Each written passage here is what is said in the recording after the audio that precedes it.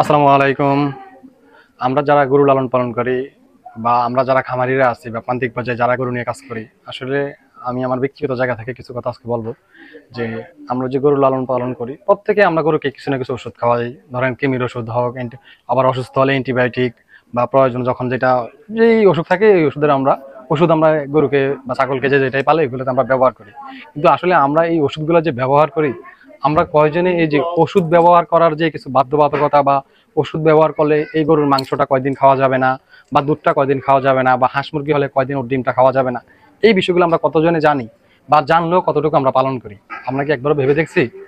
এই যে আমরা সবাই গরু লালন পালন করতেছি, অনেক সময় দেখা যায় গরু একটু অসুস্থ হলে বিভিন্ন ধরনের অ্যান্টিবায়োটিক, ইনজেকশন, আদার্স অনেক কিছু ব্যবহার করে। এই ব্যবহার করার ফলে যখন শেষ পর্যায়ে দেখা যায় গরুটা সুস্থ হয় না, তখন কি করে? গরুটা জবাই করে দেয় বা কষাইয়ের কাছে বিক্রি করে দেয়। তখন আবার এই কষাইয়ে সেম গরুর মাংসটা বাজারে বিক্রি করে, এগুলো আবার আমরা কিনে খাই। তো এই যে গরুটাতে অ্যান্টিবায়োটিক গুলো ব্যবহার করা হয়েছে, আবার এই মাংসটা আমরাই কিনে খাচ্ছি, এতে কি আমাদের শরীরের জন্য এটা ভালো হচ্ছে বলেন? তো আসলে আমরা যারা প্রান্তিক পর্যায়ে আছি, ধরেন ব্যবসাতে আপনার হালাল হারাম এর একটা বিষয় আছে। আপনি যদি মনে করেন একটা অসুস্থ গরু মাংসের হিসাবে বিক্রি করে দেন, আবার সেই মাংসটা আরেকজনে কিনে খাচ্ছে, তাহলে এটা কি ভালো হবে? এটা কি হালাল হবে কিনা আমি সঠিক জানি না। কিন্তু আমাদের বিবেকের কাছে প্রশ্ন, যে আমরা যদি এই কাজগুলো করি তাহলে কি হয়? ধরেন আমি একটা উদাহরণ দিচ্ছি।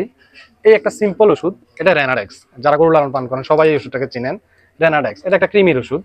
দেখেন এই ওষুধটার প্রত্যেকটা ওষুধের ইয়াতে নির্দেশনাতে বিভিন্ন অনেক কিছু লেখা থাকে, যে এটা কতদিন খাওয়ানো যাবে, কি খাবে। দেখেন এই ওষুধটাতে দেখেন প্রত্যাহার কাল মাংস 28 দিন, মাংস 28 দিন, এবং যেই গরুর দুধ আছে যে গাভীগুলো তার হলো 10 দিন। তার মানে এই ওষুধটা যদি আপনি ব্যবহার করেন, 28 দিনের মাংস খাওয়া যাবে না, দুধ খাওয়া যাবে না 10 দিন। তো ধরেন আপনি এই ওষুধটা ব্যবহার করছেন কোনো কারণে, সামহাও 5 দিন 7 দিন পর এই গরুটা আপনি বিক্রি করে দিলেন, এই মাংসটা তখন আবার আপনি আরেকজনে কিনে খাইলো, তখন তো এই ওষুধটা সেম আপনার শরীরে ঢুকতেছে। তখন কি এই ওষুধটা যে খাচ্ছেন, এই মাংসটা যে খাচ্ছেন, এই মাংসটা কি নিরাপদ হচ্ছে? আর আমরা যারা এই ওষুধগুলা খাওয়ানোর পরও প্রত্যাহার কাল বা বাধ্যবাধকতা মেনে চলতেছি না, আমরা কি এগুলা ঠিক করতেছি? আসলে আমরা যারা খামারিরা আছি, আমাদের সবারই উচিত, আমি ব্যক্তিগতভাবে মনে করি, যদি আমরা এই ধরনের কোনো ওষুধ ব্যবহার করে থাকি, আসলে ওষুধের যে প্রত্যাহার কাল আছে, অ্যাটলিস্ট এই প্রত্যাহার কাল সময়তে আমরা এইটা মাংসের জন্য কখনো না বিক্রি করি, বা মাংস হিসাবে যাতে কেউ না খায়, এই চিন্তা ভাবনা যদি আমরা করি, তাহলে আমাদের সমাজ দেশ উন্নয়নের দিকে যাবে, সবাই সুস্থ থাকবে, ভালো থাকবে। তো যারা ভিডিওটা কষ্ট করে দেখছেন সকলের প্রতি সালাম থাকলো, ভালো থাকেন সবাই, সুস্থ থাকেন। আসসালামু আলাইকুম।